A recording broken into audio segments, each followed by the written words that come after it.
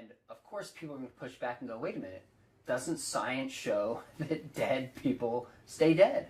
Aren't miracles impossible in our age of science? Well, right. So the issue is, are we so committed to our natural view of the world that we reject anything supernatural? Because you're right, a man rising from the dead would break the laws that we're typically familiar with. But that's the question I really had as a non-believer.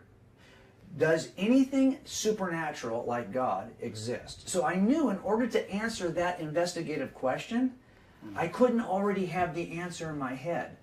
In other words, I couldn't assume nothing supernatural ever happens, ever occurs, ever exists, and then begin to study whether or not something supernatural occurs, happens, or exists. Okay. I had to leave that on the shelf. So what I did was I suspended just for a season my doubt about this issue until I found out what the evidence said. And when I got done, I was really convinced that the evidence was superior and pointed to the most reasonable explanation. Okay. So we should be open to following the evidence wherever it leads, whether natural or supernatural. Yeah, how I put it is, you can't start an investigation and be a know-it-all.